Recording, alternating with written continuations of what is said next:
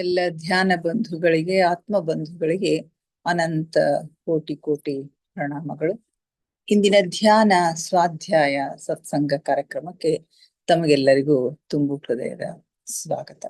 ಮೊಟ್ಟ ಮೊದಲಿಗೆ ನಮ್ಮೆಲ್ಲರ ಧ್ಯಾನ ಗುರುಗಳಾದ ಪರಮ ಪೂಜ್ಯರಾದ ಬ್ರಹ್ಮರ್ಷಿ ಪಿತಾಮಹ ಡಾಕ್ಟರ್ ಸುಭಾಷ್ ಪತ್ರಿಜಿಯವರ ಚರಣ ಕಮಲಗಳಿಗೆ ವಂದಿಸುತ್ತಾ, ಗುರುಮಾತಾ ಸ್ವರ್ಣಮಾಲಾ ಅಮ್ಮನವರ ಪಾದ ಕಮಲಗಳಿಗೆ ನಮಿಸುತ್ತಾ, ನಮ್ಮೆಲ್ಲರ ಚೈತನ್ಯ ಶಕ್ತಿಯಾಗಿರ್ತಕ್ಕಂಥ ಮಹಾವತಾರ್ ಬಾಬಾ ಅವರನ್ನ ನನ್ನ ಮಂದಿರದಲ್ಲಿ ಸ್ಮರಿಸುತ್ತಾ, ನನ್ನ ಗುರುಗಳಾದ ತಟವಾಲಿ ಬಾಬಾ, ಬರ್ಫಾನಿ ಬಾಬಾ, ಮಹದಾನಂದ ಬಾಬಾಜಿಯವರನ್ನ ನನ್ನ ಹೃದಯ ಮಂದಿರದಲ್ಲಿ ಸ್ಮರಿಸುತ್ತಾ, ನಮ್ಮ ಮಾರ್ಗದರ್ಶಕ ಗುರುಗಳಾದ ಡಾಕ್ಟರ್ ಜೀವಂದರ್ ಕೇತಪ್ಪ ಸರ್ ಅವರಿಗೆ ವಂದಿಸುತ್ತಾ, ಅಯ್ಯಪ್ಪ ಪಿಂಡಿ ಸರ್ ಅವರಿಗೆ ವಂದಿಸುತ್ತಾ, ಎಲ್ಲ ಆಸ್ಟ್ರಲ್ ಮಾಸ್ಟರ್ಸ್ ಗಳಿಗೆ, ಪಿರಮಿಡ್ ಮಾಸ್ಟರ್ಸ್ ಗಳಿಗೆ ವಂದಿಸುತ್ತಾ, ಸೀತಾ ಮಾತೆ, ಯಶೋಧರಾ ಮಾತೆ, ವಸುಂಧರಾ ಮಾತೆಯರಿಗೆ ವಂದಿಸುತ್ತಾ, ಅವರೆಲ್ಲರ ಚೈತನ್ಯ ಶಕ್ತಿಯೊಂದಿಗೆ ನಮ್ಮ ಚೈತನ್ಯ ಶಕ್ತಿಯನ್ನ ಅನುಸಂಧಾನಗೊಳಿಸುತ್ತಾ ನಾವಿಂದಿನ ಸ್ವಾಧ್ಯಾಯವನ್ನ ಆರಂಭಿಸೋಣ. ಮಾಸ್ಟರ್ಸ್, ಆತ್ಮಾಯಣದ ಸ್ವಾಧ್ಯಾಯ ಪಯಣಕ್ಕೆ ತಮಗೆ ಮತ್ತೊಮ್ಮೆ ಸ್ವಾಗತವನ್ನ ಕೋರ್ತಾ ಇದ್ದೀನಿ. ಆತ್ಮಾಯಣದಲ್ಲಿ ಸೂಕ್ಷ್ಮ ಶರೀರ ಯಾನದಲ್ಲಿ ನಾವು ಇದ್ದೇವೆ. ನಮ್ಮ ಮೂಲ ಲೇಖಕರಾಗಿರ್ತಕ್ಕಂಥ ಪೀಟರ್ ರೆಶಲೋ ಅವರು ತಮ್ಮ ಭಾರತೀಯ ಗುರುಗಳ ಜೊತೆಗೆ ಮತ್ತು ತನ್ನ ತಮ್ಮನ ಜೊತೆಗೆ ಸೂಕ್ಷ್ಮ ಶರೀರ ಯಾನದಲ್ಲಿ ಇಡೀ ಲಂಡನ್ ನಗರವನ್ನ ಸುತ್ತಾ ಇದ್ದಾರೆ. ಅನೇಕ ಪ್ರದೇಶಗಳಿಗೆ ಅವರು ಭೇಟಿ ಕೊಡ್ತಾ ಇದ್ದಾರೆ, ಅನೇಕ ಹೋಟೆಲ್ಗಳಿಗೆ ಹೋಗ್ತಾ ಇದ್ದಾರೆ, ತಮ್ಗೆ ಏನ್ ಬೇಕೋ ಅದೆಲ್ಲವನ್ನು ತರಿಸ್ಕೊಂಡು ಆರ್ಡರ್ ಮಾಡ್ಕೊಂಡು ತಿಂತಾ ಇದ್ದಾರೆ, ಕುಡಿತಾ ಇದ್ದಾರೆ. ಅಲ್ಲಿ ಯಾರ್ಯಾರಿಗೆ ಭೇಟಿ ಆಗ್ಬೇಕು ಅವರೆಲ್ಲರಿಗೆ ಭೇಟಿ ಆಗ್ತಾ ಇದ್ದಾರೆ. ಅವರೆಲ್ಲರ ಅನುಭವ ಹೇಗಿತ್ತು ಅಂತಕ್ಕಂಥದ್ದನ್ನ ನಾವು ಚರ್ಚೆ ಮಾಡ್ತಾ ಇದ್ವಿ.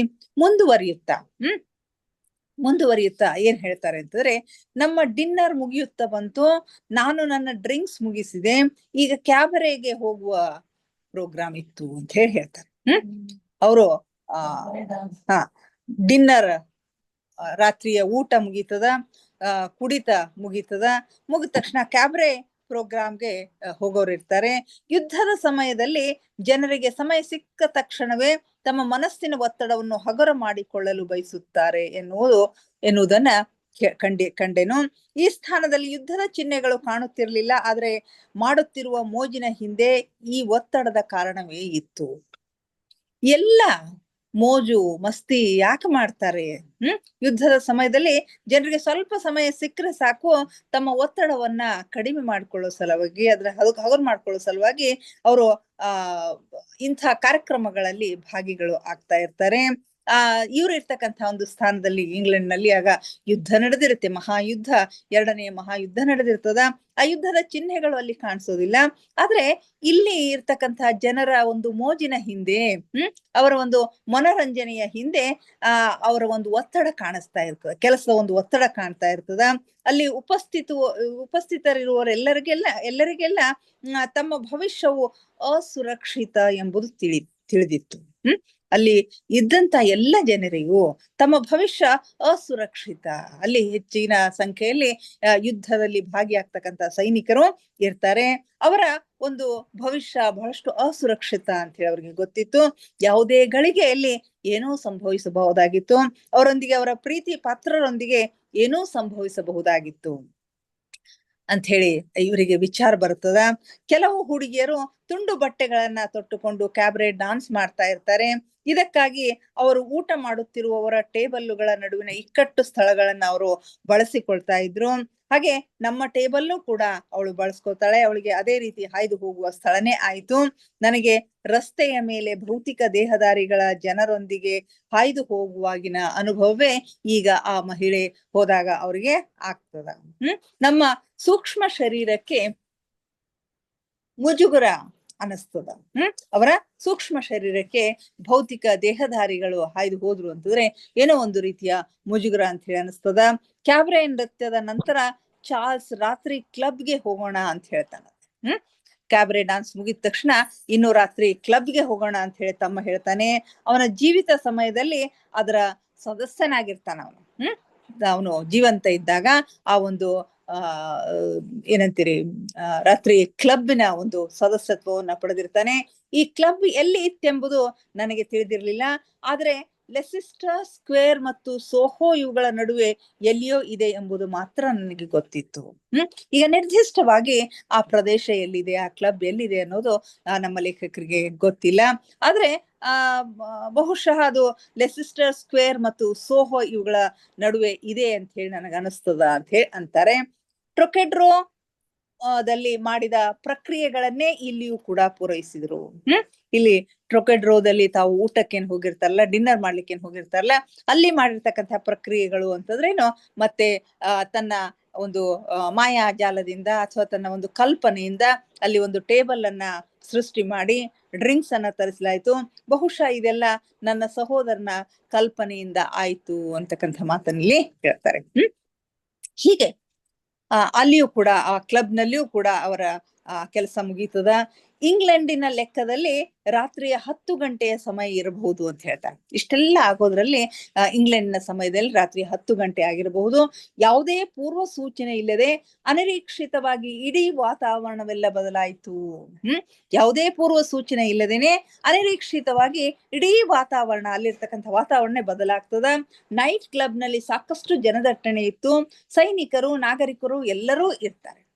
ಆ ನೈಟ್ ಕ್ಲಬ್ ನಲ್ಲಿ ಸಾಕಷ್ಟು ಜನರಿಂದ ಅದು ತುಂಬಿ ಹೋಗಿತ್ತು.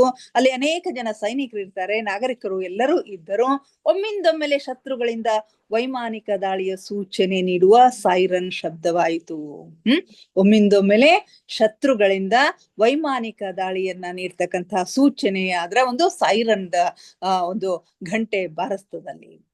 ಆಗ ಹೆದರದೆ, ಗಾಬರಿಯಾಗದೆ ಎಲ್ಲರೂ ನೆಲದೊಳಗೆ ನಿರ್ಮಿಸಲಾದ ಗುಪ್ತ ಸುರಕ್ಷಿತ ಸ್ಥಳಗಳಿಗೆ ಸುವ್ಯವಸ್ಥಿತ ರೀತಿಯಿಂದ ನಡೆದು ಹೋದರು. ಹಾಗೆ ಯಾರಿಗೂ ಆಶ್ಚರ್ಯ ಅನಿಸ್ಲಿಲ್ಲ, ಯಾರಿಗೂ ಹೆದರಿಕೆ ಅನಿಸ್ಲಿಲ್ಲ. ಅವರೆಲ್ಲರೂ ಈ ಸುವ್ಯವಸ್ಥಿತವಾಗಿ ನಿರ್ಮಿಸಲಾಗಿರ್ತಕ್ಕಂತಹ ಗುಪ್ತ ಸ್ಥಳಗಳಿಗೆ, ಸುರಕ್ಷಿತ ಸ್ಥಳಗಳಿಗೆ ನಡೆದು ಹೋಗ್ತಾರೆ. ಈ ದೃಶ್ಯವನ್ನು ನೋಡುವುದು ನಿಜಕ್ಕೂ ಅದ್ಭುತವಾಗಿತ್ತು ಅಂತ ಹೇಳ್ತಾರೆ. ಅದು ಹೇಗಿತ್ತು, ಆ ಎಲ್ಲ ಜನರು ಹೇಗೆ ಹೋಗ್ತಾ ಇದ್ರು ಅನ್ನೋದನ್ನ ನೋಡುವುದೇ ತುಂಬಾ ಅದ್ಭುತವಾಗಿತ್ತು ಅಂತ ಹೇಳ್ತಾರೆ. ವೈಮಾನಿಕ ದಾಳಿಯಿಂದ ರಕ್ಷಿಸಿಕೊಳ್ಳಲು ಲಂಡನ್ ನಿವಾಸಿಗಳಿಗೆ ಸುರಂಗಗಳು ಬಹಳ ಸಹಾಯ ಮಾಡಿದವು.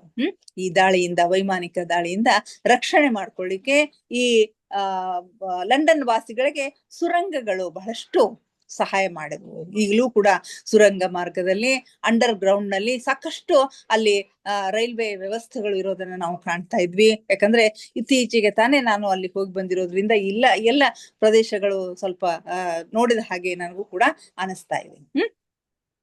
ವೈಮಾನಿಕ ದಾಳಿಯಿಂದ ರಕ್ಷಿಸಿಕೊಳ್ಳಿಕ್ಕೆ ಲಂಡನ್ ನಿವಾಸಿಗಳಿಗೆ ಈ ಸುರಂಗಗಳು ಬಹಳ ಸಹಾಯ ಮಾಡಿದವು. ನಾವು ಕ್ಲಬ್ ನಿಂದ ಹೊರಬಂದು ಪಿಕಾಡೆಲಿ ಎತ್ತ ನಡೆದೆವು. ಪಿಕಾಡೆಲಿ ಸರ್ಕಲ್, ಕ್ಲಬ್ ನಿಂದ ಹೊರಗೆ ಬಂದು ಪಿಕಾಡೆಲಿ ಸರ್ಕಲ್ ನತ್ತ ಅವರು ಹೋಗ್ತಾರೆ. ಪಿಕಾಡೆಲಿ ಸರ್ಕಲ್ ನತ್ತ ನಡೆದೆವು ಅಂತ ಹೇಳ್ತಾರೆ. ಅಷ್ಟರಲ್ಲಿ ಕತ್ತಲಾಗಿರ್ತದ. ಆದ್ರೆ ನಮಗೆ ಶ್ರೀಲಂಕಾದಿಂದ ನಾವು ಹೊರಡುವಾಗ ಇದ್ದಂತಹ ಬೂದು ನೀಲಿ ಬೆಳಕು ಈಗಲೂ ಇತ್ತು. ಅಷ್ಟರಲ್ಲಿ ಹೊರಗಡೆ ಎಲ್ಲ ಕತ್ಲಾಗಿರ್ತದ. ಆದ್ರೆ ಇವರು ಬಿಡುವಾಗ, ಶ್ರೀಲಂಕಾದಲ್ಲಿ ಇವರು ಸೂಕ್ಷ್ಮ ಯಾನ ಪ್ರಯಾಣವನ್ನ ಮಾಡುವಾಗ ಏನೊಂದು ನೀಲಿ ಬಣ್ಣದ ಒಂದು ಬೆಳಕಿರ್ತದೆ, ಬೂದು ನೀಲಿ ಬಣ್ಣದ ಬೆಳಕಿರ್ತದಲ್ಲ, ಆ ಬೆಳಕು ಈಗಲೂ ಇವ್ರಿಗೆ ಕಾಣಿಸ್ತಾ ಇರ್ತದ. ಬಾಂಬುಗಳು ಬೀಳುವ ಧ್ವನಿಯೂ ಕೇಳಿಸ್ತಾ ಇರ್ತದ. ಜೊತೆಗೆ ಪ್ರತಿ ಕ್ಷಣವೂ ಗುಂಡು ಹಾರುತ್ತಿರುವ ಶಬ್ದವೂ ಗಾಳಿಯಲ್ಲಿ ಪ್ರತಿಧ್ವನಿಸ್ತಾ ಇರ್ತದ. ಗುಂಡು ಹಾರಿಸ್ತಕ್ಕಂಥ ಶಬ್ದವು ಅಲ್ಲಿ ಕೇಳಿಸ್ತಾ ಇರ್ತದ. ಕೆಲವು ಕ್ಷಣಗಳವರೆಗೆ ಇದು ಕಾಣಿಸ್ತು. ಆಮೇಲೆ ಶಾಂತವಾಯಿತು. ಆಗ ಒಂದು ಸ್ವದೇಶಿ ಸ್ಕ್ವಾಡ್ರನ್ ಯುದ್ಧ ವಿಮಾನದ ಗರ್ಜನೆ ಕೇಳಿಸ್ತು. ಕೆಲವು ಕ್ಷಣಗಳಲ್ಲಿ ಒಂದು ಸ್ವದೇಶಿ ಸ್ಕ್ವಾಡ್ರನ್ ಅಂತಕ್ಕಂಥ ಯುದ್ಧದ ವಿಮಾನದ ಒಂದು ಗರ್ಜನೆ ಕೇಳಿಸ್ತದಂತ. ಇದೇ ಸಮಯದಲ್ಲಿ ನನ್ನ ಭಾರತೀಯ ಮಿತ್ರನು ನಮ್ಮೊಂದಿಗೆ ಸೇರಿಕೊಂಡದ್ದನ್ನು ನಾನು ನೋಡಿದೆ. ಅದೇ ಸಂದರ್ಭದಲ್ಲಿ ಭಾರತೀಯ ಮಿತ್ರ, ನೀವೆಲ್ಲ ಊಟ ಮಾಡ್ರಿ, ಬಂದು ನಾನು ನಿಮ್ಮನ್ನ ಸೇರ್ತೀನಿ ಅಂತೇಳಿ ಹೇಳಿ ಹೋಗಿರ್ತಾರಲ್ಲ, ಅವರು ಬಂದು ಇವರನ್ನ ಸೇರ್ಕೊಂಡಿರೋದು ಗೊತ್ತಾಗ್ತದ. ನಾವು ಹೋಗಿ ನೋಡಬೇಕೆಂದು ಅವನು ಹೇಳಿದನು. ಅಂದ್ರೆ ಆ ವಿಮಾನದಲ್ಲಿ ಏನು ನಡೀತಾ ಇದೆ ಅನ್ನೋದನ್ನ ಹೋಗಿ ನೋಡ್ಬೇಕು ಅಂತ ಹೇಳ್ತಾನೆ. ಬಹುಶಃ ನಾವು ಯಾರದಾದ್ರೂ ಸಹಾಯ ಮಾಡಬಹುದು. ಅವನು ಏನು ಹೇಳುತ್ತಿದ್ದಾನೆ ಎನ್ನುವುದು ಪೂರ್ಣ ಅರ್ಥವಾಗ್ಲಿಲ್ಲ. ಅಲ್ಲಿ ಒಂದು ವೇಳೆ ನಾವು ಹೋದ್ರೆ ಅಲ್ಲಿ ಒಂದು ಸ್ವದೇಶಿ ಸ್ಕ್ವಾಡ್ರನ್ ಯುದ್ಧ ವಿಮಾನ ಗರ್ಜನೆಯನ್ನು ಮಾಡ್ತು. ಅಲ್ಲಿ ವಿಮಾನದ ಒಂದು ಏನಾಗ್ತದ, ವಿಮಾನ ಮುಗುಚ್ಕೊಂಡು ಬಿದ್ದಿರ್ತದ. ಅಂತ ಸಂದರ್ಭದಲ್ಲಿ ಅಲ್ಲಿ ಒಂದ್ ವೇಳೆ ನಾವು ಹೋದ್ವಿ ಅಂತಂದ್ರೆ ಸಹಾಯ ಮಾಡಬಹುದು ಅಂತ ಹೇಳಿ ಅನ್ಕೋತಾನೆ. ಆದ್ರೆ ಆ ಗೆಳೆಯ ಭಾರತೀಯ ಗೆಳೆಯ ಏನ್ ಹೇಳಿದ್ರು ಅಂತಕ್ಕಂಥದ್ದು ಪೂರ್ಣ ಅರ್ಥ ಆಗ್ಲಿಲ್ಲ. ಆದ್ರೂ ಅಲ್ಪ ಸ್ವಲ್ಪ ತಿಳಿಯುತ್ತಿತ್ತು. ನಾವೆಲ್ಲ ಎಲ್ಲ ಭವನಗಳಿಗಿಂತ ಎತ್ತರದಲ್ಲಿ ಹಾರಾಡ್ತಾ ಹೋಗ್ತಾ ಇದ್ರು. ಲಂಡನ್ನ ಆಕಾಶದಲ್ಲಿ ಹಾರಾಡತೊಡಗಿದೆವು. ಎತ್ತರ ಪ್ರದೇಶದಲ್ಲಿ ಲಂಡನ್ನ ಆಕಾಶದಲ್ಲಿ ಹಾರಾಡತೊಡಗಿದೆವು. ಶತ್ರುಗಳ ಯುದ್ಧ ವಿಮಾನಗಳು ಮತ್ತು ಲಂಡನ್ ಯುದ್ಧ ವಿಮಾನಗಳೆಲ್ಲ ನಮ್ಮ ಸುತ್ತಲೂ ಇದ್ದವು. ಇವರು ಆಕಾಶದಲ್ಲಿ ಹಾರಾಡ್ತಾ ಇದ್ರು. ಶತ್ರುಗಳ ಯುದ್ಧ ವಿಮಾನಗಳು ಅಲ್ಲೇ ಹಾರಾಡ್ತಾ ಇದ್ವು. ಲಂಡನ್ನ ಯುದ್ಧ ವಿಮಾನಗಳು ಕೂಡ ಅವರ ಸುತ್ತಮುತ್ತಲೇ ಹಾರಾಡ್ತಾ ಇದ್ವು. ಆದ್ರೆ ಚಾರ್ಲ್ಸ್ ಎಲ್ಲಿ ಹೋದ? ಅದನ್ನು ನಮ್ಮಿಂದ ಅವನು ನಮ್ಮಿಂದ ದೂರ ಉಳಿಯಲಿಲ್ಲ ತಾನೇ ಅಂತ ಕೇಳ್ತಾನೆ. ಅಷ್ಟರಲ್ಲಿ ತಮ್ಮ ಚಾರ್ಲ್ಸ್ ಕಾಣಿಸೋದಿಲ್ಲ. ಆಗ ತಮ್ಮ ಮಿತ್ರನಿಗೆ ಕೇಳ್ತಾರೆ, ಚಾರ್ಲ್ಸ್ ಎಲ್ಲಿ ಹೋದ? ಅವನು ನಮ್ಮಿಂದ ದೂರ ಉಳಿಲಿಲ್ಲ ತಾನೇ ಅಂತ ಹೇಳಿ ಕೇಳ್ತಾನೆ. ಆಗ ಈ ಕುರಿತು ನಾನು ಕೇಳಿದಾಗ ತಿಳಿದು ಬಂದುದೇನೆಂದ್ರೆ, ಸಾಮಾನ್ಯವಾಗಿ ವೈಮಾನಿಕ ದಾಳಿಯ ಸಮಯದಲ್ಲಿ ಅವನು ಮಾಯವಾಗುತ್ತಾನೆ ಅಂತ ಹೇಳ್ತಾರೆ. ಸಾಮಾನ್ಯವಾಗಿ ಈ ವಿಮಾನಗಳು ದಾಳಿ ಮಾಡ್ತಕ್ಕಂಥ ಸಂದರ್ಭದಲ್ಲಿ ಅವನು ಕಾಣಿಸ್ಕೊಳ್ಳೋದಿಲ್ಲ, ಅವನು ಮಾಯ ಆಗ್ತಾನೆ. ಯಾಕಂತಂದ್ರೆ ಬಹುಶಃ ಗುಂಡು ತಗಲಿ ಮೃತ್ಯು ಸಂಭವಿಸಿದ ದುರ್ಘಟನೆಯ ನೆನಪು ಇನ್ನೂ ಅವನ ಮನಸ್ಸಿನಲ್ಲಿ ಅಚ್ಚುಳಿಯದೆ ಉಳಿದಿರುತ್ತದೆ. ಕೆಲವೇ ದಿವಸಗಳ ಹಿಂದ ಗುಂಡು ತಗಲಿ ಅವನು ಪ್ರಾಣವನ್ನ ಬಿಟ್ಟಿರ್ತಾನೆ, ಮರಣವನ್ನ ಅಪ್ಪಿರ್ತಾನೆ.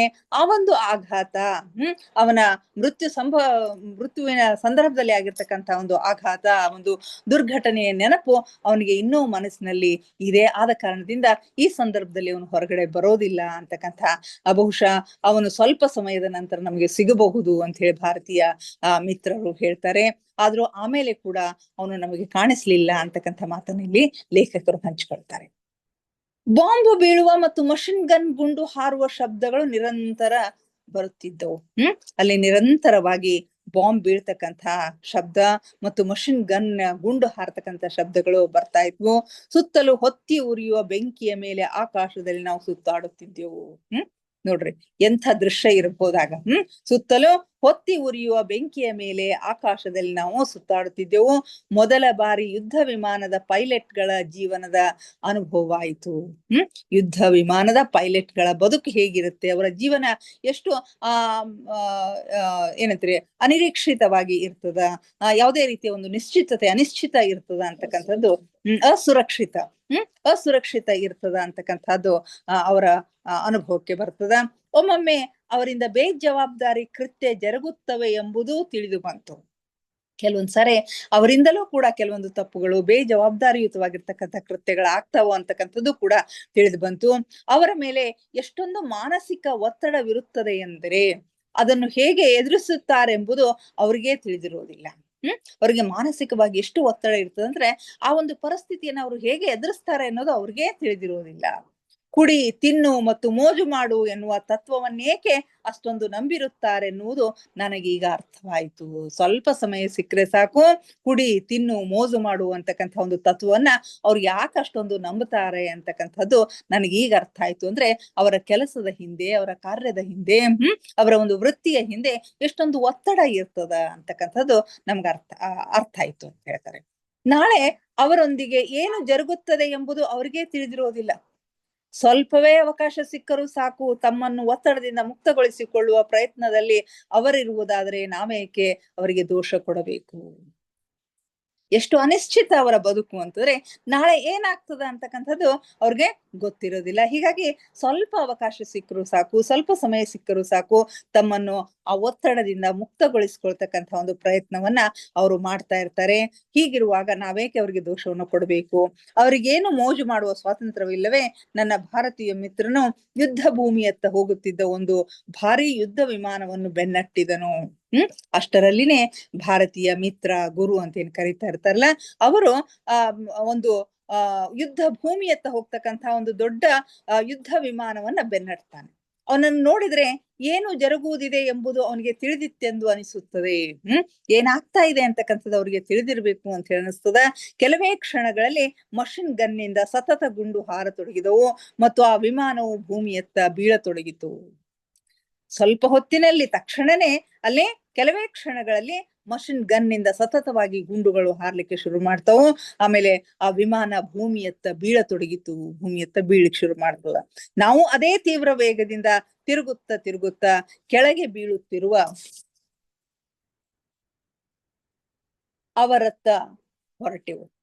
ಯುದ್ಧದಿಂದ ಕೆಳಗೆ ಬೀಳ್ತಕ್ಕಂಥ ಜನರು, ಯುದ್ಧ ಪೂರ್ತಿ ವಿಮಾನ ಪೂರ್ತಿ ಮುರಿದು ಕೆಳಗೆ ಬೀಳ್ತಾ ಇದೆ, ಬೆಂಕಿ ಹತ್ತಿ ಉರಿತಾ ಇದೆ. ಹಲವು ಜನರು ಕೆಳಗಡೆ ಬೀಳ್ತಕ್ಕಂಥದ್ದನ್ನ ನೋಡ್ತಾರೆ. ಅದರ ಇಂಜಿನ್ ನಲ್ಲಿ ಬೆಂಕಿ ತಗುಲಿಕೊಂಡು ಪೂರ್ಣ ವಿಮಾನವನ್ನ ಅದು ಆವರಿಸಿರ್ತದ. ಜೋರಾಗಿ ಸ್ಫೋಟಗೊಂಡು ವಿಮಾನ ಧರೆಗುರುಳಿತು ಅಂತ ಹೇಳ್ತಾರೆ. ಜೋರಾಗಿ ಸ್ಫೋಟಗೊಂಡು ವಿಮಾನ ಭೂಮಿಗೆ ಅಪ್ಪಳಿಸ್ತದ, ಧರೆಗೆ ಉರುಳಿ ಬಿಡ್ತದ. ಪೈಲಟ್ ಹೊರಗೆ ಹಾರಿ ಬಿದ್ದನು. ಆ ದುರ್ದೈವಿಗೆ ನಾವೇನು ಸಹಾಯ ಮಾಡೋದು ಸಾಧ್ಯವಾಗಲಿಲ್ಲ.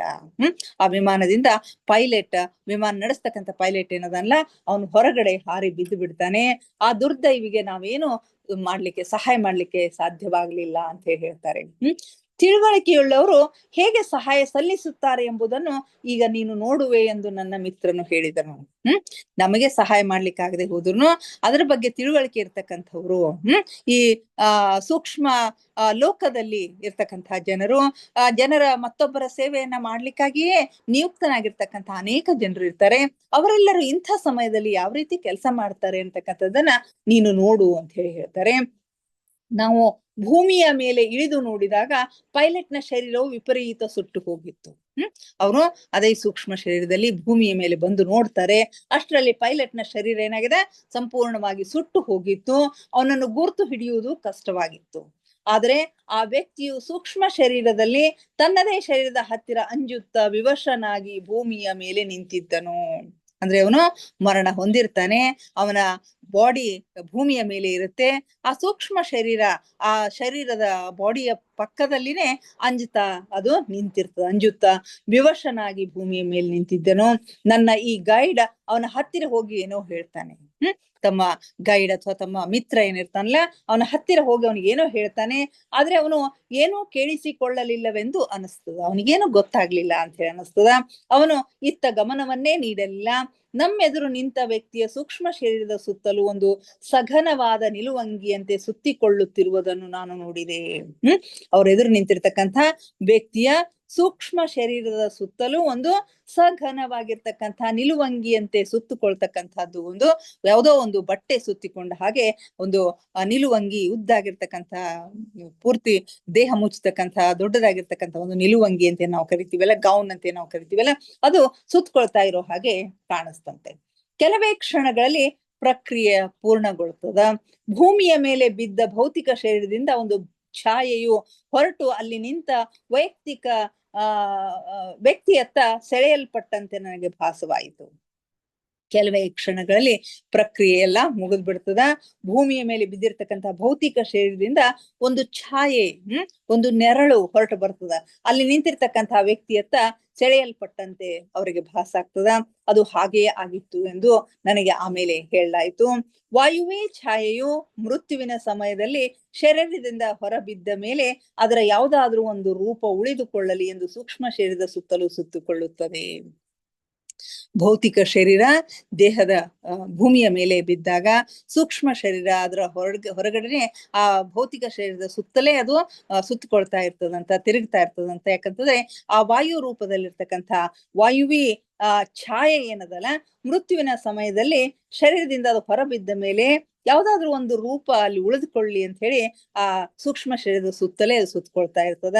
ಯಾಕಂದ್ರೆ ಭೌತಿಕ ಶರೀರದ ಮರಣದ ನಂತರ ಅದರದೇ ಅಂಶವಾದ ಇದು ಕೂಡ ಮರಣ ಹೊಂದುತ್ತದೆ ಎಂದು ನನಗೆ ಸ್ಪಷ್ಟೀಕರಣ ನೀಡಲಾಯಿತು ಅಂತ ಹೇಳ್ತಾರೆ.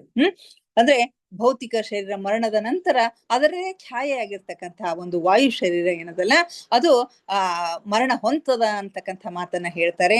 ಆದ್ರೆ ಕೆಲವು ಸಾರಿ ಆ ವಾಯು ಶರೀರ ಮರಣ ಹೊಂದಲಿಕ್ಕೆ ಇಷ್ಟಪಡೋದಿಲ್ಲ. ಹೀಗಾಗಿ ಆ ಸೂಕ್ಷ್ಮ ಶರೀರಕ್ಕೆ ಮೆತ್ತುಕೊಂಡು ಅದ್ರ ಜೊತೆಗೆ ಹೋಗ್ತದ ಅಂತಕ್ಕಂಥದನ್ನ ಈ ಮೊದಲು ನಾವು ನೋಡಿದ್ದೀವಿ. ಹಾಗಾದಾಗ ಆ ಒಂದು ಶರೀರ, ಸೂಕ್ಷ್ಮ ಶರೀರ ಏನದ, ಅದು ಕೆಳಗೂ ಹೋಗ್ಲಿಕ್ಕಾಗದೇನೆ ಮೇಲ್ನೂ ಬರ್ಲಿಕ್ಕಾಗದೇನೆ ತ್ರಿಶಂಕು ಸ್ಥಿತಿಯಲ್ಲಿ ಇರ್ತದ ಅಂತ ಹೇಳಿ ಅಂತಕ್ಕಂಥ ಸಂಗತಿಯನ್ನ ನಾವು ಈಗಾಗ್ಲೇ ನೋಡಿದ್ದೀವಿ. ಇದು ಕೂಡ ಆ ವ್ಯಕ್ತಿಯ ಭಯವನ್ನ ದೂರುಗೊಳಿಸ್ಲಿಕ್ಕೆ ನನ್ನ ಭಾರತೀಯ ಮಿತ್ರ ಪೂರ್ಣ ಪ್ರಯತ್ನ ಮಾಡ್ತಾನೆ. ಅವನ ಭಯವನ್ನ ಹೋಗ್ಲಾಡಿಸುವ ಸಲುವಾಗಿ, ಆ ಸೂಕ್ಷ್ಮ ಶರೀರದ ಭಯವನ್ನು ಹೋಗ್ಲಾಡಿಸುವ ಸಲುವಾಗಿ ಭಾರತೀಯ ಮಿತ್ರ ಸಾಕಷ್ಟು ಪ್ರಯತ್ನ ಮಾಡ್ತಾನೆ. ಭಯ ಪಡುವಂತಹದ್ದು ಯಾವುದೇ ಕಾರಣವಿಲ್ಲ ಎಂದು ಅವನು ಹೇಳುತ್ತಿರುವುದನ್ನು ನಾನು ಕೇಳಿಸಿಕೊಂಡೆ. ಆ ಯುವಕ ಇನ್ನೂ ಸಣ್ಣವನಿದ್ದನು. ಈಗಲೂ ತನ್ನ ಸುತ್ತಲೂ ಘಟಿಸುತ್ತಿರುವ ಬಹಳಷ್ಟು ಘಟನೆಗಳಿಂದ ಅತ್ಯಧಿಕವಾಗಿ ಪ್ರಭಾವಿತನಾಗಿದ್ದನು. ಇನ್ನು ಚಿಕ್ಕ ವಯಸ್ಸಿರ್ತದ, ಏನಾಗ್ತಿದೆ ಅಂತಕ್ಕಂಥದ್ದು ಗೊತ್ತಾಗ್ತಾ ಇಲ್ಲ, ತಾನು ಮರಣ ಹೊಂದಿದ್ದೇನೆ ಅಂತಕ್ಕಂಥದ್ದನ್ನ ನಂಬಲಿಕ್ಕೆ ಅವನಿಗೆ ಸಾಧ್ಯ ಆಗ್ತಾ ಇಲ್ಲ. ಅವನ ಸುತ್ತಲೂ ಘಟಿಸ್ತಕ್ಕಂಥ ಬಹಳಷ್ಟು ಘಟನೆಗಳಿಂದ ಅವನು ಪ್ರಭಾವಿತನಾಗಿರ್ತಾನೆ. ಆಂಬ್ಯುಲೆನ್ಸ್ ವಾಹನದ ಕೆಲಸಗಾರರು ವಿಮಾನವನ್ನು ಸುಟ್ಟು ಕರಕಲಾಗಿಸಿದ ಬೆಂಕಿಯನ್ನು ಆರಿಸಲಿಕ್ಕೆ ತೊಡಗುತ್ತಾರೆ. ಆಂಬ್ಯುಲೆನ್ಸ್ ವಾಹನದ ಕೆಲಸಗಾರರು ವಿಮಾನ ಸುಟ್ಟು ಕರಕಲಾಗಿರ್ತದಲ್ಲ, ಆ ಬೆಂಕಿಯನ್ನ ಆರಿಸಲಿಕ್ಕೆ ತೊಡಗ್ತಾರೆ. ಆಮೇಲೆ ಅವರು ಅವನ ಶರೀರವನ್ನೆತ್ತಿ ಅತ್ಯಂತ ಸನ್ಮಾನ ಪೂರ್ವಕವಾಗಿ ತೆಗೆದುಕೊಂಡು ಹೊರಟಿರುವುದನ್ನು ಅವನು ನೋಡಿದನು, ಆ ಭೌತಿಕ ಶರೀರವನ್ನ. ಯಾಕಂದ್ರೆ ಅವನು ಯುದ್ಧದಲ್ಲಿ ಅಮರವನಾಗಿರ್ತಕ್ಕಂಥ, ಯುದ್ಧದಲ್ಲಿ ಯುದ್ಧದಲ್ಲಿ ತೊಡಗಿದಾಗ ಸಾವನ್ನಪ್ಪಿರ್ತಕ್ಕಂಥ ಒಬ್ಬ ಸೈನಿಕನಾಗಿರೋದ್ರಿಂದ ಅವನನ್ನ ಅತ್ಯಂತ ಸನ್ಮಾನ ಪೂರ್ವಕವಾಗಿ ಆ ದೇಹವನ್ನ ತೆಗೆದುಕೊಂಡು ಹೋಗೋದನ್ನ ನೋಡಿದನು. ಆ ಯುವಕನು ಬಾಂಬ್ ಸ್ಫೋಟಗೊಳ್ಳುವ ಸಪ್ಪಳದಿಂದ ಈಗಲೂ ಪದೇ ಪದೇ ಕಂಪನಗೊಳ್ಳುತ್ತಿದ್ದನು. ಹೆದರಿಕೆ ಅವನಲ್ಲಿ ಕೂತ್ ಬಿಟ್ಟಿದೆ. ಆ ಸೂಕ್ಷ್ಮ ಶರೀರದಲ್ಲಿನೇ ಆ ಬಾಂಬ್ ಸ್ಫೋಟಗೊಳ್ತಕ್ಕಂಥ ಸಪ್ಪಳದಿಂದ ಇನ್ನೂ ಅವನು ಪದೇ ಪದೇ ಕಂಪನಗೊಳ್ತಾ ಇದ್ದ. ಏಕೆಂದ್ರೆ ಇದೆಲ್ಲ ಅಲ್ಲಿಯೇ ಸಮೀಪದಲ್ಲಿಯೇ ಜರುಗುತ್ತಿತ್ತು. ಅವನ ಶರೀರವನ್ನು ಹಿಂಬಾಲಿಸಿ ಹೋಗ ಬಯಸಿದ್ದನು. ಆ ಶರೀರದ ಸಾಮಾನ್ಯವಾಗಿ ಸೂಕ್ಷ್ಮ ಶರೀರ ಭೌತಿಕ ಶರೀರದ ಹಿಂದೆನೆ ಹೋಗ್ಲಿಕ್ಕೆ ಬಯಸ್ತಾ ಇರ್ತದ, ಮತ್ತೆ ಆ ಶರೀರದ ಒಳಗಡೆ ಸೇರ್ಲಿಕ್ಕೆ ಪ್ರಯತ್ನ ಮಾಡ್ತಾ ಇರ್ತದ. ಆದ್ರೆ ನನ್ನ ಮಿತ್ರನು ಅವನನ್ನು ತಡೆದನು. ಈಗ ಅವನ ತೊಂದರೆಗಳೆಲ್ಲ ಮುಗಿದಿವೆ ಎಂದು ಬಹಳ ಸಂಯಮದ ಧ್ವನಿಯಲ್ಲಿ ಅವನಿಗೆ ತಿಳಿಸಿ ಹೇಳ್ತಾನೆ. ಈಗ ನೀನು ಮತ್ತೆ ಆ ದೇಹದ ಒಳಗಡೆ ಹೋಗ್ಲಿಕ್ಕೆ ಸಾಧ್ಯ ಇಲ್ಲ, ನಿನ್ನ ಕೆಲಸಗಳೆಲ್ಲ ಮುಗಿದಿವೆ, ನಿನ್ನ ಭೂಲೋಕದ ಯಾತ್ರೆ ಮುಗಿದಿದೆ, ನಿನ್ನ ತೊಂದರೆಗಳೆಲ್ಲ ಮುಗಿದಾವು ಅಂತ ಹೇಳಿ ಬಹಳಷ್ಟು ಸಂಯಮದಿಂದ ತಾಳ್ಮೆಯಿಂದ ಅವನಿಗೆ ತಿಳಿಸಿ ಹೇಳ್ತಾನೆ. ಸೂಕ್ಷ್ಮ ಲೋಕದ ಸ್ಥಾಯಿ ನಿವಾಸಿಗಳು ಅಲ್ಲಿ ಉಪಸ್ಥಿತರಿದ್ದರು. ಆ ಸ್ಥಳದಲ್ಲಿ ಸೂಕ್ಷ್ಮ ಲೋಕದ ಸ್ಥಾಯಿ ನಿವಾಸಿಗಳು ಅಂದ್ರೆ ಪರ್ಮನೆಂಟ್ ಆಗಿ ಸೂಕ್ಷ್ಮ ಲೋಕದಲ್ಲಿ ಇರ್ತಕ್ಕಂಥವ್ರು, ಅಂದ್ರೆ ಮರಣವನ್ನ ಅಪ್ಪಿದ ನಂತರ ಸೂಕ್ಷ್ಮ ಲೋಕದಲ್ಲಿ ಎಷ್ಟು ದಿವಸ ಇರ್ತಾರಲ್ಲ ಅವರು ಸ್ಥಾಯಿ ನಿವಾಸಿಗಳು ಅಂತ ಹೇಳಿ ಕರೀತಾರೆ. ಅವರಲ್ಲಿ ಉಪಸ್ಥಿತರಿರ್ತಾರೆ. ಅವರು ಸಹಾಯ ಮಾಡುವವರಿಗಿಂತ ಸ್ಪಷ್ಟವಾಗಿ ಭಿನ್ನವಾಗಿ ಕಾಣುತ್ತಿದ್ದರು ಮತ್ತು ಭೌತಿಕ ಸ್ತರದಲ್ಲಿ ಸಹಾಯ ಸಲ್ಲಿಸುತ್ತಿದ್ದರು. ಅವರು ಇತರರಿಗಿಂತಲೂ ಸ್ಪಷ್ಟವಾಗಿ ಬೇರೆಯಾಗಿನೇ ಕಾಣ್ತಾ ಇದ್ರು ಮತ್ತು ಭೌತಿಕ ಸ್ತರದಲ್ಲಿ ಅವರು ಸಹಾಯ ಸಲ್ಲಿಸ್ತಾ ಇದ್ರು. ಅವರು ನಮ್ಮ ಹತ್ತಿರ ಬಂದು ನಮ್ಮನ್ನು ಉದ್ದೇಶಿಸಿ ಕೂಡ ಕೇಳ್ತಾರೆ, ತಮಗೇನು ಸಹಾಯ ಮಾಡಬಲ್ಲೆವು ಅಂತ ಹೇಳಿ ಕೇಳಿದ್ರು. ಆಗ ನನ್ನ ಮಿತ್ರ ಅವರಿಗೆ ಬೇರೆಯವರ ಸಹಾಯಕ್ಕೆ ಹೋಗಲು ಹೇಳಿದನು, ಏಕೆಂದ್ರೆ ನಾವು ಇಲ್ಲಿ ನೋಡಿಕೊಳ್ಳುತ್ತಿದ್ದೆವು, ಇಲ್ಲಿ ನಾವು ಇವನನ್ನ ನೋಡ್ಕೊಳ್ತೀವಿ, ನೀವು ಬೇರೆಯವರ ಸಹಾಯಕ್ಕೆ ಹೋಗ್ರಿ ಅಂತ ಅವರನ್ನ ಕಳಿಸ್ಕೊಡ್ತಾರೆ. ನನ್ನ ಮಿತ್ರನು ಹೇಳುತ್ತಿರುವುದನ್ನೆಲ್ಲ ನನಗೆ ಕೇಳಿಸಿಕೊಳ್ಳಲಾಗಲಿಲ್ಲ, ಆದರೆ ನಿಧಾನವಾಗಿ ಯುವಕನ ಮುಖದಲ್ಲಿ ಸ್ವಲ್ಪ ತಿಳುವಳಿಕೆಯ ಭಾವ ಮೂಡಿತು. ಅವನ ಮಿತ್ರನು ಅವನ ಮರಣ ಹೊಂದಿರತಕ್ಕಂಥ ಸೈನಿಕನ ಅಥವಾ ಯುದ್ಧದ ಪೈಲಟ್ ಏನಿರ್ತಾನಲ್ಲ, ಅವನ ಸೂಕ್ಷ್ಮ ಶರೀರಕ್ಕೆ ಏನೇನೋ ತಿಳಿಸಿ ಹೇಳ್ತಾ ಇರ್ತಾನೆ. ಅವನಿಗೆ ಎಲ್ಲವನ್ನ ಸ್ಪಷ್ಟವಾಗಿ ಹೇಳ್ತಾ ಇರ್ತಾನೆ, ಏನು ನಡೀತಾ ಇದೆ ಅಂತಕ್ಕಂಥದನ್ನ ಹೇಳ್ತಾ ಇರ್ತಾನೆ. ಆ ಎಲ್ಲವನ್ನ ಕೇಳಿಸ್ಕೊಳ್ಳಿಕ್ಕೆ ನನಗೆ ಸಾಧ್ಯ ಆಗ್ಲಿಲ್ಲ, ಆದ್ರೂ ಕೂಡ ನಿಧಾನವಾಗಿ ಆ ಯುವಕನ ಮುಖದಲ್ಲಿ ಸ್ವಲ್ಪ ತಿಳುವಳಿಕೆಯ ಭಾವ ಮೂಡ್ತು. ಅವನಿಗೇನೋ ಅರ್ಥ ಆದಾಗೆ ಅನಿಸ್ತು. ಆದ ಕಾರಣ ಅವನ ಸುತ್ತಲೂ ಆವರಿಸಿಕೊಂಡಂತಹ ಮೆತ್ತಿಕೊಳ್ಳುವಂತಹ ಪದಾರ್ಥವು ಕಳಚಿ ಭೂಮಿಯ ಮೇಲೆ ಬೀಳತೊಡಗಿತು. ಯಾವಾಗ ಅವನಿಗೆ ಆ ಒಂದು ಅವನಿಗೆ ಮೆತ್ತಿಕೊಂಡಿರ್ತಕ್ಕಂತಹ ವಾಯು ರೂಪದಲ್ಲಿ ಇರ್ತಕ್ಕಂಥ ಒಂದು ಛಾಯಾ ಶರೀರ ಏನಿರ್ತದಲ್ಲ, ಅದು ಕಳಚ್ಕೊಂಡು ಬೀಳಲಿಕ್ಕೆ ಶುರು ಆಯ್ತು. ಎಲ್ಲಿವರೆಗೆ ಅದು ಕಳಚ್ಕೊಂಡು ಬೀಳೋದಿಲ್ವೋ ಅಲ್ಲಿವರೆಗೆ ಅವರ ಸೂಕ್ಷ್ಮ ಲೋಕದ ಪಯಣ ಸಾಧ್ಯ ಆಗೋದಿಲ್ಲ. ಆದ್ದರಿಂದ ಅದು ಇತ್ತು ಅಂತಂದ್ರೆ ಅವರು ತ್ರಿಶಂಕು ಸ್ಥಿತಿಯಲ್ಲಿನೇ ಇರ್ತಾರೆ ಅಂತಕ್ಕಂಥದ್ದನ್ನ ನಾವು ಈಗಾಗಲೇ ತಿಳ್ಕೊಂಡಿದ್ವಿ. ಈಗ ಇವರ ಭಾರತೀಯ ಮಿತ್ರನು ಅವನಿಗೆ ತಿಳುವಳಿಕೆಯನ್ನ ಕೊಡ್ತಾನೆ. ಒಂದಿಲ್ಲ ಒಂದು ದಿವಸ ನೀನು ಇದನ್ನ ಬಿಡಲೇಬೇಕು. ಅಜ್ಞಾನಿಗಳಾಗಿರ್ತಕ್ಕಂಥವ್ರು, ಸತ್ತ ಮೇಲೆ ಏನಾಗತ್ತೆ ಅಂತಕ್ಕಂಥದ್ದು ಗೊತ್ತಿಲ್ಲದೆ ಇರ್ತಕ್ಕಂಥವ್ರು ಈ ರೀತಿಯ ಸಂಗತಿಗಳನ್ನ ಬಹುಬೇಗನೆ ಅರ್ಥ ಮಾಡ್ಕೊಳ್ತಾರೆ. ಹೀಗಾಗಿ ಅಲ್ಲಿ ಆ ಸೈನಿಕನು ಕೂಡ ಅದನ್ನ ಅರ್ಥ ಮಾಡ್ಕೊಳ್ತಾನೆ. ಆಗ ಅವನ ಮೈಗೆ ಮೆತ್ತಿಕೊಂಡಿರ್ತಕ್ಕಂಥ ಒಂದು ಪದಾರ್ಥ ಏನಿರ್ತದಲ್ಲ ಅದು ಕಳಚಿ ಭೂಮಿಯ ಮೇಲೆ ಬೀಳತೊಡಗಿತು. ಅವನು ತಿಳಿದುಕೊಂಡ ಪರಿಣಾಮದಿಂದಾಗಿಯೇ ಇದು ಹೀಗಾಯಿತು ಎಂದು ಸ್ಪಷ್ಟಪಡಿಸಲಾಯಿತು.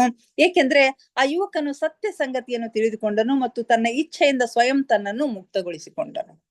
ಸತ್ಯ ಸಂಗತಿ ಏನು, ಒಂದಿಲ್ಲ ಒಂದು ದಿವಸ ಇದನ್ನು ನಾನು ಕಳಿಸಿಕೊಳ್ಳೇಬೇಕು ಅಂತಕ್ಕಂಥ ಸತ್ಯ ಸಂಗತಿಯನ್ನ ಅವನು ಅರ್ಥ ಮಾಡ್ಕೊಳ್ತಾನೆ. ತನ್ನ ಸ್ವ ಇಚ್ಛೆಯಿಂದ ತನ್ನನ್ನು ತಾನು ಅವನು ಮುಕ್ತಗೊಳಿಸಿಕೊಂಡನು. ಇದೆಲ್ಲ ಪದಾರ್ಥವು ಭೂಮಿಯ ಮೇಲೆ ಬಿದ್ದ ಬಳಿಕ ನಿಧಾನವಾಗಿ ಧೂಳು ಮತ್ತು ಹೊಗೆಯಾಗಿ ಪರಿವರ್ತನೆಗೊಂಡು ಅದೃಶ್ಯವಾಯಿತು. ಇದೆಲ್ಲ ಬಹುಬೇಗ ಹರಡಿ ಹೋಗುತ್ತದೆ. ಏಕೆಂದ್ರೆ ಇದು ವಾಯುವೇ ತತ್ವದಿಂದ ನಿರ್ಮಾಣಗೊಂಡಿರುತ್ತದೆ, ಅದು ಬಹಳ ಸೂಕ್ಷ್ಮ ಇರುತ್ತದೆ ಎಂದು ನನಗೆ ಹೇಳಿದರು. ಅದು ವಾಯು ತತ್ವ ಇರೋದ್ರಿಂದ, ಅದು ಬಹಳಷ್ಟು ಸೂಕ್ಷ್ಮವಾಗಿರೋದ್ರಿಂದ ಅದು ಬಹುಬೇಗನೆ ಅದು ಭೂಮಿಯಲ್ಲಿ ಬೇಗನೆ ಅದು ಏನಂತೀರಿ ವಾಯು ತತ್ವ ಇದೆಲ್ಲ ಬಹುಬೇಗನೆ ಹರಡಿ ಹೋಗ್ಬಿಡುತ್ತೆ, ಎಲ್ಲ ಕಡೆಗೂ ಹರಡಿ ಹೋಗ್ಬಿಡ್ತದೆ, ಬೇಗನೆ ನಾಶವಾಗಿ ಹೋಗ್ತದೆ. ಆದ್ರೆ ಭೌತಿಕ ಶರೀರಕ್ಕೆ ಕೆಲವು ದಿವಸ ಬೇಕಾಗ್ತದೆ ನಾಶ ಆಗ್ಲಿಕ್ಕೆ ಅಂತ ಹೇಳಿ ಹೇಳ್ತಾರೆ. ಅದು ಬಹಳ ಸೂಕ್ಷ್ಮ ಇರುತ್ತದೆ ಎಂದು ನನಗೆ ಹೇಳಿದನು. ಭೌತಿಕ ಶರೀರದಂತೆ ಸಘನ ಯುವಕನಿಗೆ ಆಗ ತಾನು ಜೀವಂತವಾಗಿರುವಂತೆ ಅನಿಸಿತು. ಆಗ ಅವನಿಗೆ ಭೌತಿಕ ಸಘನ ಯುವಕನಿಗೆ ತಾನು ಜೀವಂತ ಇರುವಂತೆ ಅನಿಸಿತು. ಅವನು ನೆಲದ ಮೇಲೆ ತಲೆ ಹಿಡಿದುಕೊಂಡು ಕುಳಿತು ಬಹಳಷ್ಟು ಅಳಲಿಕ್ಕೆ ಶುರು ಮಾಡಿದ್ನಂತ. ಬಹಳ ಅಳತೊಡಗಿದನು. ಇದೆಲ್ಲ ಮಾಡಲು ಅವನಿಗೆ ನನ್ನ ಮಿತ್ರನು ಮುಕ್ತವಾಗಿ ಬಿಟ್ಟು ಬಿಟ್ಟನು. ಅವನು ಎಷ್ಟು ಅಳ್ತಾನೋ ಅಳ್ಳಿ, ಯಾಕಂದ್ರೆ ಅವನ ಮನಸ್ಸಿನ ಆಘಾತ ಹೋಗ್ಬೇಕು, ಅವನಿಗೆ ಸಮಾಧಾನ ಆಗ್ಬೇಕು. ಆ ಯುವಕನ ಭಾವನಾತ್ಮಕ ಅಥವಾ ಸೂಕ್ಷ್ಮ ಶರೀರ ಬಹಳ ಭಾರಿ ಒತ್ತಡದಿಂದ ಪಾರಾಗಿ ಬಂದಿದೆ. ಆದ್ದರಿಂದ ಅವರ ಪ್ರತಿಕ್ರಿಯೆ ಜರುಗಲೇಬೇಕು ಎಂದು ನನಗೆ ಹೇಳಿದನು. ಅವನು ಬಹಳಷ್ಟು ಭಾರಿ ಆಘಾತದಿಂದ, ಒತ್ತಡದಿಂದ ಅವನ ಸೂಕ್ಷ್ಮ ಶರೀರ ಹೊರಗೆ ಬರ್ತಾ ಇದೆ. ಹೀಗಾಗಿ ಅವನು ಎಷ್ಟೋ ತಳ್ತಾನೋ ಅತ್ತು ಸಮಾಧಾನ ಪಡ್ಲಿ ಅಂತ ಹೇಳಿ ಅವನ್ನ ಬಿಟ್ಟು ಬಿಡ್ತಾನೆ. ಯುವಕನಿಗೆ ತಾನು ಯಾವುದೋ ಒಂದು ವಿಧದಲ್ಲಿ ವಿಫಲನಾಗಿರುವೆ ಎಂದೆನಿಸಿತು. ಆದ್ರೆ ಇಲ್ಲಿಯವರೆಗೂ ತಾನು ಸತ್ತಿರುವೆನೆಂದು ಅವನಿಗೆ ಅನಿಸಿರ್ಲಿಲ್ಲ. ಎಲ್ಲೋ ತಾನು ವಿಫಲನಾಗಿದ್ದೇನೆ, ಎಲ್ಲೋ ನಾನು ಸೋತಿದ್ದೇನೆ ಅಂತ ಅನಿಸ್ತದ. ಆದ್ರೆ ನಾನು ಸತ್ತಿರುವೆನು ಅಂತಕ್ಕಂಥದ್ದು ಅವನಿಗೆ ಅನಿಸ್ತಾ ಇರ್ಲಿಲ್ಲ. ನನ್ನೊಂದಿಗೆ ಬಾ, ಈ ಕುರಿತು ನಾವು ಮಾತನಾಡೋಣ ಎಂದು ಹೇಳುತ್ತಾ ನನ್ನ ಮಿತ್ರನು ಅವನನ್ನು ತೆಕ್ಕೆಯಲ್ಲಿ ತೆಗೆದುಕೊಂಡು ಆ ಯುವಕನಿಗೆ ತಿಳಿಯದಂತೆಯೇ ಅವನನ್ನು ಘಟನಾ ಸ್ಥಳದಿಂದ ದೂರ ಕರೆದುಕೊಂಡು ಹೋದನು. ನನ್ನೊಂದಿಗೆ ಬಾ, ನಾನೆಲ್ಲ ನೀನು ತಿಳಿಸ್ತೀನಿ ಅಂತ ಹೇಳಿ ಆ ಘಟನಾ ಸ್ಥಳದಿಂದ ತನ್ನ ತೆಕ್ಕೆಯಲ್ಲಿ ಅವನನ್ನ ಹೊತ್ಕೊಂಡು ಬೇರೆ ಸ್ಥಳಕ್ಕೆ ಕರ್ಕೊಂಡು ಬರ್ತಾನೆ. ಕೆಲವೇ ಸೆಕೆಂಡುಗಳಲ್ಲಿ ನಾವು ಅಲ್ಲಿಂದ ದೂರದ ಹಳ್ಳಿಗೆ ಬಂದೆವು. ದೂರದ ಹಳ್ಳಿಗೆ ಬರ್ತಾರೆ.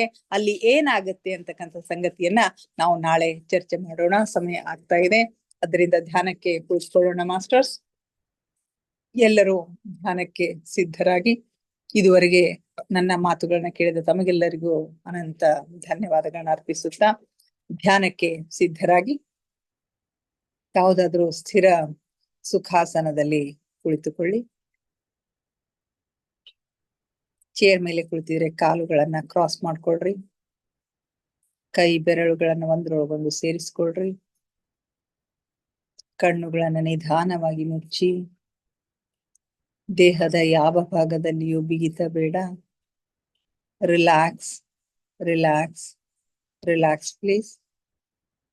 ಮೊಟ್ಟ ಮೊದಲಿಗೆ ನಮ್ಮೆಲ್ಲರ ಧ್ಯಾನ ಗುರುಗಳಾದ ಪರಮ ಪೂಜ್ಯರಾದ ಬ್ರಹ್ಮರ್ಷಿ ಪಿತಾಮಹ ಡಾಕ್ಟರ್ ಸುಭಾಷ್ ಪತ್ರಿಜಿಯವರ ಚರಣ ಕಮಲಗಳಿಗೆ ವಂದಿಸುತ್ತ, ಗುರುಮಾತಾ ಸ್ವರ್ಣಮಾಲಾ ಅಮ್ಮನವರ ಪಾದ ಕಮಲಗಳಿಗೆ ನಮಿಸುತ್ತ, ನಮ್ಮೆಲ್ಲರ ಚೈತನ್ಯ ಶಕ್ತಿಯಾಗಿರ್ತಕ್ಕಂಥ ಮಹಾವತಾರ್ ಬಾಬಾ ಅವರನ್ನ ನನ್ನ ಹೃನ್ಮಂದಿರದಲ್ಲಿ ಸ್ಮರಿಸುತ್ತ, ನನ್ನ ಗುರುಗಳಾದ ತಟ್ವಾಲಿ ಬಾಬಾ, ಬರ್ಫಾನಿ ಬಾಬಾ, ಮಹದಾನಂದ ಬಾಬಾಜಿಯವರನ್ನ ನನ್ನ ಹೃದಯ ಮಂದಿರದಲ್ಲಿ ಸ್ಮರಿಸುತ್ತ, ನಮ್ಮ ಮಾರ್ಗದರ್ಶಕ ಗುರುಗಳಾದ ಡಾಕ್ಟರ್ ಜೀವನ್ಧರ್ ಕೇತಪ್ಪ ಸರ್ ಅವರಿಗೆ ವಂದಿಸುತ್ತ, ಅಯ್ಯಪ್ಪ ಪಿಂಡಿ ಸರ್ ಅವರಿಗೆ ವಂದಿಸುತ್ತ, ಎಲ್ಲ ಆಸ್ಟ್ರಲ್ ಮಾಸ್ಟರ್ಸ್ ಗಳಿಗೆ, ಪಿರಮಿಡ್ ಮಾಸ್ಟರ್ಸ್ ಗಳಿಗೆ ವಂದಿಸುತ್ತ, ಸೀತಾ ಮಾತೆ, ಯಶೋಧರಾ ಮಾತೆ, ವಸುಂಧರಾ ಮಾತೆಯರಿಗೆ ವಂದಿಸುತ್ತ, ಅವರೆಲ್ಲರ ಚೈತನ್ಯ ಶಕ್ತಿಯೊಂದಿಗೆ ನಮ್ಮ ಚೈತನ್ಯ ಶಕ್ತಿಯನ್ನು ಅನುಸಂಧಾನಗೊಳಿಸುತ್ತಾ ನಾವಿಂದಿನ ಧ್ಯಾನವನ್ನ ಆರಂಭಿಸೋಣ. ಮಾಸ್ಟರ್ಸ್ ಅವರೆಲ್ಲರನ್ನು ನಮ್ಮ ಈ ಧ್ಯಾನಕ್ಕೆ ಆತ್ಮಪೂರ್ವಕವಾಗಿ ಆಹ್ವಾನಿಸೋಣ.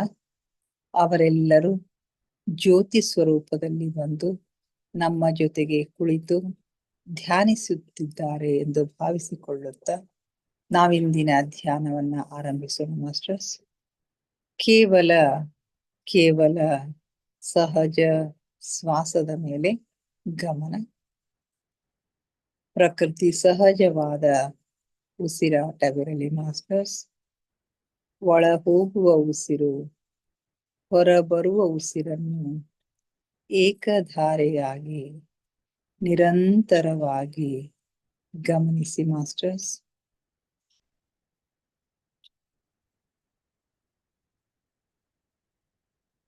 ಯಾವ ಆಲೋಚನೆಗಳು ಬೇಡ. ಆಲೋಚನೆಗಳು ಬಂದರೆ ಅವುಗಳನ್ನ ಬದಿಗೆ ಸರಿಸಿ ಮತ್ತೆ ಉಸಿರಿನ ಮೇಲೆ ನಿಮ್ಮ ಧ್ಯಾನವನ್ನ, ನಿಮ್ಮ ಗಮನವನ್ನ ಕೇಂದ್ರೀಕರಿಸಿ ಮಾಸ್ಟರ್ಸ್.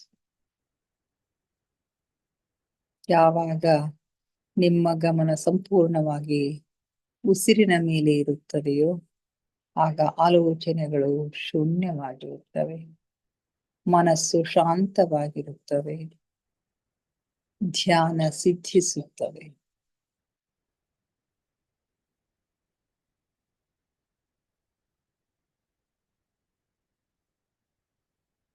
ನಮ್ಮ ಉಚ್ಛ್ವಾಸ ನಿಶ್ವಾಸದ ಮಧ್ಯದ ಬಿಂದು, ಅದುವೇ ಧ್ಯಾನ ಬಿಂದು, ಅದುವೇ ಶೂನ್ಯ ಬಿಂದು, ಅದುವೇ ನಮ್ಮ ಒಳ ಜಗತ್ತಿನ ಬೀಗದ ಕೈ. ಅಲ್ಲಿ ಒಂದು ಕ್ಷಣ ನಿಲ್ಲುವ ಅಭ್ಯಾಸ ಮಾಡಿ ಮಾಸ್ಟರ್ಸ್. ನಿಮಗಾಗಿ ನಿಮ್ಮ ಆಂತರಿಕ ಜಗತ್ತು ತೆರೆದುಕೊಳ್ಳುತ್ತದೆ. ಅನಂತ ವಿಸ್ಮಯಗಳಿಂದ ಕೂಡಿದ ಆಂತರಿಕ ಜಗತ್ತಿನ ಅನುಭವ ನಿಮಗಾಗುತ್ತದೆ.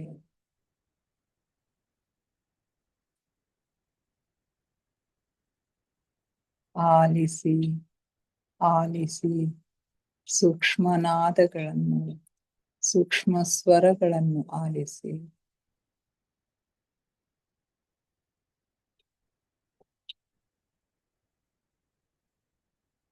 ನಿಮ್ಮ ಹೃದಯದ ಬಡಿತವನ್ನ ಆಲಿಸಿ, ನಿಮ್ಮ ರಕ್ತ ಪರಿಚಲನೆಯ ವೇಗವನ್ನ ಆಲಿಸಿ, ಉಸಿರಾಟದ ಗತಿಯನ್ನ, ಉಸಿರಾಟದ ತಂಪು ಬಿಸಿಯನ್ನ ಗಮನಿಸಿ ಮಾಸ್ಟರ್ಸ್. ಕನಿಷ್ಠ ಜೀರುಂಡೆಯ ನಾದವನ್ನ ಆಲಿಸಿ, ಘಂಟಾನಾದವನ್ನ ಆಲಿಸಿ, ಓಂಕಾರ ನಾದವನ್ನ ಆಲಿಸಿ. ನೀವೆಷ್ಟು ಸೂಕ್ಷ್ಮಗಳನ್ನು ಆಲಿಸಲು ಸಮರ್ಥರಾಗುತ್ತೀರೋ ಅಷ್ಟು ಸೂಕ್ಷ್ಮ ಲೋಕದ ಆಗುಹೋಗುಗಳು, ನಿಮ್ಮ ಆಂತರಿಕ ಲೋಕದ ಆಗುಹೋಗುಗಳು, ಮೇಲು ಲೋಕದ ಆಗುಹೋಗುಗಳು ನಿಮ್ಮ ಗಮನಕ್ಕೆ ಸ್ಪಷ್ಟವಾಗಿ ಗೋಚರಿಸುತ್ತವೆ ಮಾಸ್ಟರ್ಸ್.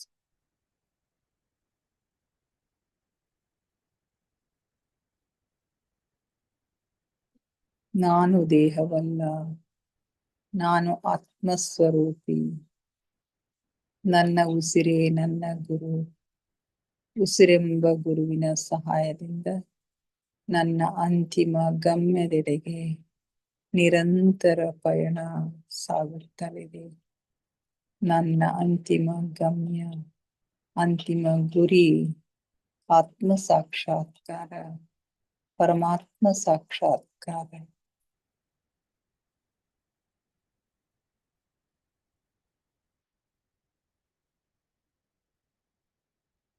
ಧ್ಯಾನ ಆಳವಾಗ್ತಾ ಇದೆ, ಉಸಿರು ನಿಧಾನವಾಗ್ತಾ ಇದೆ.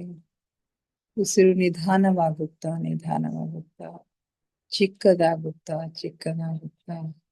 ನಮ್ಮ ಭ್ರೂ ಮಧ್ಯದಲ್ಲಿ ಸ್ಥಿರಗೊಳ್ತಾ ಇದೆ. ಅಲ್ಲಿ ನಮ್ಮ ಆಜ್ಞಾ ಚಕ್ರ, ಥರ್ಡ್ ಐ ಆಕ್ಟಿವೇಟ್ ಆಗ್ತಾ ಇದೆ.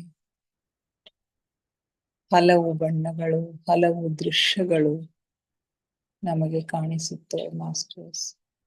ಗಮನಿಸಿ, ಸೂಕ್ಷ್ಮವಾಗಿ ಗಮನಿಸಿ. ಏನು ಕಾಣುತ್ತದೆಯೋ ಅದನ್ನು ಗಮನಿಸಿ.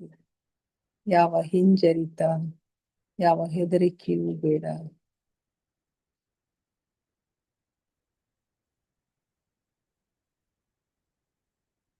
ಆಳವಾದ ಧ್ಯಾನದ ಹಾಲ್ಗಡಲಿನಲ್ಲಿ ನಿಮ್ಮನ್ನು ನೀವು ಮುಳುಗಿಸಿ ಮಾಸ್ಟರ್ಸ್. ಆಲಿಸಿ, ಅನುಭವಿಸಿ, ಆನಂದಿಸಿ, ಆಹ್ಲಾದಿಸಿ. ಆ ಪರಮಾತ್ಮನ ಸಾಯುಜ್ಯವನ್ನ ಅನುಭವಿಸಿ ಮಾಸ್ಟರ್ಸ್.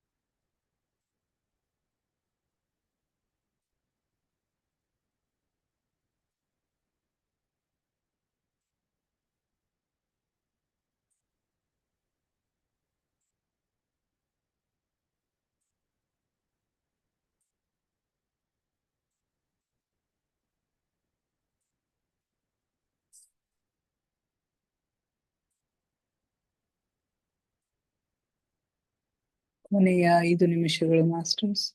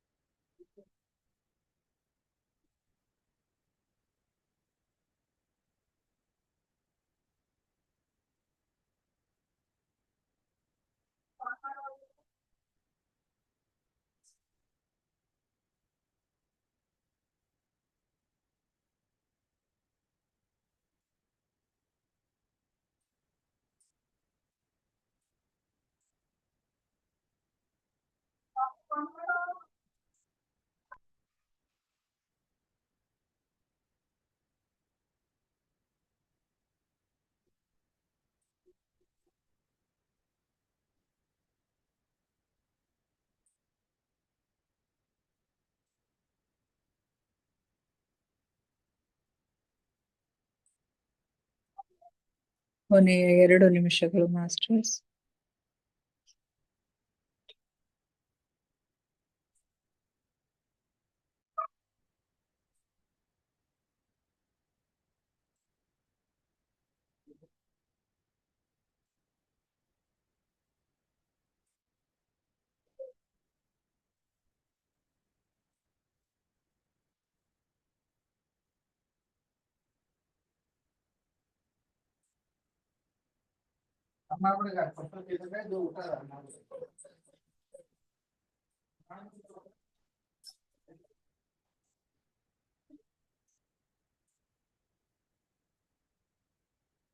ಕೊನೆಯ 1 ನಿಮಿಷ.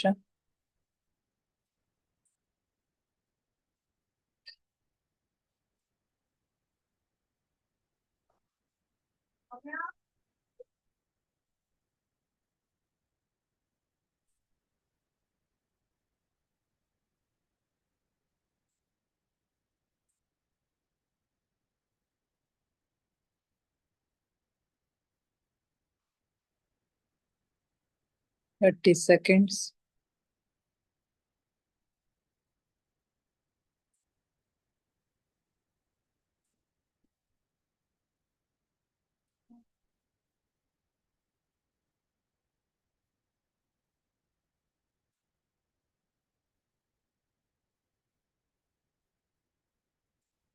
Ten seconds.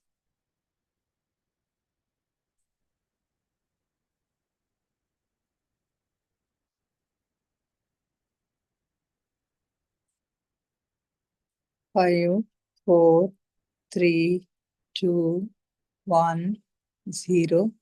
ನಿಧಾನವಾಗಿ ನಿಮ್ಮ ಕೈ ಬೆರಳುಗಳನ್ನ ಬಿಡಿಸ್ಕೊಂಡು ಕಣ್ಣುಗಳ ಮೇಲೆ ಇಟ್ಕೊಳ್ಳಿ ಮಾಸ್ಟರ್ಸ್. 5 seconds. 5, 4, 3, 2, 1, 0. ನಿಧಾನವಾಗಿ ನಿಮ್ಮ ಕಣ್ಣುಗಳ ಮೇಲಿನ ಕೈಗಳನ್ನ ತೆಗೀರಿ. ಕಣ್ಣುಗಳನ್ನ ನಿಧಾನವಾಗಿ ಓಪನ್ ಮಾಡಿ masters. Thank you, thank you, thank you everybody. ನಮ್ಮ ಧ್ಯಾನಕ್ಕೆ ಶಕ್ತಿಯನ್ನ ನೀಡಿ ನಮ್ಮೊಂದಿಗೆ ಕುಳಿತು ಧ್ಯಾನ ಮಾಡಿದ ಎಲ್ಲ ಮಾಸ್ಟರ್ಸ್ಗಳಿಗೆ ಅನಂತ ಕೋಟಿ ಕೋಟಿ ಧನ್ಯವಾದಗಳನ್ನ ಅರ್ಪಿಸುತ್ತಾ, ನನ್ನೊಂದಿಗೆ ಧ್ಯಾನಿಸಿದ ತಮಗೆಲ್ಲರಿಗೂ ಮತ್ತೊಮ್ಮೆ ಧನ್ಯವಾದಗಳನ್ನ ಅರ್ಪಿಸುತ್ತಾ, thank you, thank you, thank you everybody.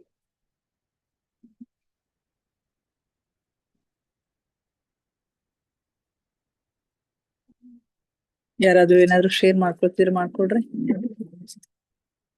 Hello hello.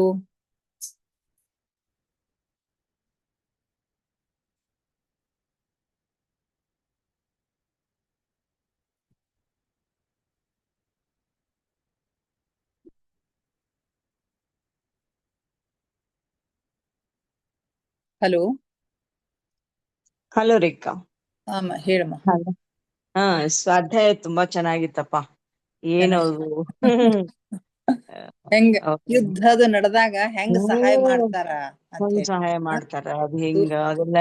ಈಗ ಧ್ಯಾನಿಗಳೆಲ್ಲ ಏನ್ ಅದಾರಲ್ಲ, ಹಗತ್ತಿನಲ್ಲಿ ಧ್ಯಾನದ ಕಾರ್ಯಕ್ರಮ, ರಾತ್ರಿ ಒಳಗ ಅಂತ ಕೆಲಸ ಮಾಡ್ತಾರ ಅವ್ರು. ನಿನ್ನೆ ಶೇರ್ ಮಾಡ್ಕೊಂಡ್ರೆ ನಾನು ಅವ್ರದ್ದು ಕೇತಪ್ಪ ಸರ್ ನಿಂಬಲ್ ಮಾಡ್ಕೊಂಡೆ, ಇನ್ನೊಂದ್ರ ಮಾಡ್ಕೊಂಡೆ. ಕೇತಪ್ಪ ಸರ್ ಹೇಳ್ತಿದ್ರು, ಹೇಳಿದ್ರಲ್ಲ ಒಂದ್ಸಲ ಅವ್ರ ತಮ್ಮನಿಗೆ ಎಲ್ಲಾ ಭೇಟಿಯಾಗಿ ತಮ್ಮಂದಾಯ್ತು. ಕಾಶಿ ಒಳಗ ಅಲ್ಲಿ ಒಂದು ಇದೇ ಧ್ಯಾನದ ಕಾರ್ಯಕ್ರಮ ಇತ್ತಂತ 1 ವಾರದ್ದು. ಹೋದಾಗ ಅಲ್ಲಿ ಕಾಶಿಯೊಳಗ ಎಷ್ಟು ಜನದಟ್ಟಣೆ ಅದಲ್ಲ, ಈ ಭೌತಿಕ ಜಗತ್ತಿನಲ್ಲಿ ಎಷ್ಟು ಜನಸಂಖ್ಯೆ ಅದಲ್ಲ, ಅದಕ್ಕಿಂತ ಹೆಚ್ಚಿನ ಜನಸಂಖ್ಯೆ ಆತ್ಮಗಳದಾವಂತ ಅಲ್ಲಿ. ಸೂಕ್ಷ್ಮ ದೇಹದಲ್ಲಿ ಎಲ್ಲಿ ನೋಡ್ತಿ ಅವೇ ಕಾಣಿಸ್ತಿದ್ವು ಅಂತ. ಹಿಂಗಾಗಿ ಅಲ್ಲಿ ಇರೋ ತನಕ ಇವ್ರು ಅದೇ ಕೆಲಸ ಮಾಡಿದ್ರಂತ. ಆತ್ಮಗಳಿಗೆಲ್ಲಾನು ಸರಿಯಾದ ಮಾರ್ಗ ತೋರಿಸಿ ಅವ್ರವ್ರಿಗೆ ಎಲ್ಲೆಲ್ಲಿ ಹೋಗ್ಲಿಕ್ಕೆ ಸಾಧ್ಯದ ಅಲ್ಲಿ ಕಳಿಸಿ ಅದೆಲ್ಲಾ ಸ್ವಚ್ಛ ಮಾಡಿದ್ವಿ ಅಂತ ಹೇಳಕತ್ತಿದ್ರು. ಅಂದ್ರೆ ಅಂತ ಕೆಲಸ. ಈ ಯುದ್ಧದ ಸಂದರ್ಭದೊಳಗ ಅದೆಲ್ಲ ಬಹಳಷ್ಟು ಮರಣ ಆಗ್ತಿರ್ತಾವಲ್ಲ, ಅಂತ ಸಂದರ್ಭದೊಳಗ ಆ ಸೂಕ್ಷ್ಮ ಶರೀರಗಳಿಗೆ ಏನೂ ಗೊತ್ತಾಗಂಗಿಲ್ಲ ಅಂತ. ಪ್ರಾರಂಭದೊಳಗ ಏನೋ ಗಾಬರಿ ಆಗ್ಬಿಡ್ತಾವಂತ. ಹಿಂಗಾಗಿ ಅದು ವಾಯುವಿ ಶರೀರನು ಅದಕ್ಕೆ ಅಂಟ್ಕೊಂಡಿರ್ಲಿಕ್ಕೆ ಪ್ರಯತ್ನ ಮಾಡ್ತಿರ್ತದಂತ. ಅದನ್ನ ಬಿಟ್ಟಾಗ ಅವ್ರ ಸೂಕ್ಷ್ಮ ಲೋಕಕ್ಕೆ ಹೋಗ್ಲಿಕ್ಕೆ ಸಾಧ್ಯ ಆಗ್ತದ. ಅದು ಬಿಡ್ಬೇಕು ಅನ್ನೋ ತಿಳುವಳಿಕೆನೂ ಬೇರ್ಬೇಕಲ್ಲ ಅವ್ರಿಗೆ. ಬರ್ಬೇಕಲ್ಲ. ಅದೇ ಬಹಳ ಅದ್ಭುತ, ಬಹಳ ಅದ್ಭುತವಾದಂತ ವಿಷಯ. ತುಂಬಾ ಚೆನ್ನಾಗ. ಓಕೆ ಓಕೆ ಥ್ಯಾಂಕ್ ಯು ಮಾ. ಓಕೆ ರೀ. ಯಾರು ಶೇರ್ Thank you. ಮಾಡ್ಕೋತೀರಿ? ಹಲೋ ಮಾದೇವಿ ಮಾತಾಡ್ತೀಮಾ? ಹಲೋ ಹಾ ಹೆಂಗ ಅನಿಸ್ತು? ಚಂದ ಅನಿಸ್ತು ಇವತ್ತು. ಚಂದ ಚಲೋ ಅನಿಸ್ತಾ? ಅನಿಸ್ತು. ಇವತ್ತೇ ಅಟೆಂಡ್ ಮಾಡಿದ್ನಿ ಇವತ್ತು. ಹಾ, ಅಲ್ಲಿ ಅಲ್ಲೇ ಬೆಂಗಳೂರಾಗಿದ್ದಾಗ ಮೊದಲು ಅಟೆಂಡ್ ಮಾಡಿದ್ವಿ. ಮಾಡಿದ್ದೆ, ಇವತ್ತು ಮತ್ತೆ ಅಟೆಂಡ್ ಮಾಡಿ. ಹೌದಾ? ಓಕೆ ಹೆಂಗ ಚಲೋ ಅನ್ಸ್ತು ಎಕ್ಸ್ಪೀರಿಯನ್ಸ್? ಧ್ಯಾನದ ಏನಾರ ಅನಿಸ್ತೇನೆ ಧ್ಯಾನ? ಚಲೋ ಅನಿಸ್ತ್ರಿ. ಓಕೆ ಓಕೆ ಅಟೆಂಡ್ ಮಾಡು. ಓಕೆ ಓಕೆ ಮುಗಿಸೋಣ್ರಂದ್ರ? ಓಕೆ, ನಾಳೆ ಮತ್ತೆ ಇನ್ನಷ್ಟು ಧ್ಯಾನ, ಸ್ವಾಧ್ಯಾಯ, ಸತ್ಸಂಗದೊಂದಿಗೆ ಭೇಟಿಯಾಗೋಣ. ಎಲ್ಲರಿಗೂ ಮತ್ತೊಮ್ಮೆ ಧನ್ಯವಾದಗಳನ್ನ ಅರ್ಪಿಸುತ್ತಾ ಥ್ಯಾಂಕ್ ಯು ಎವ್ರಿಬಡಿ.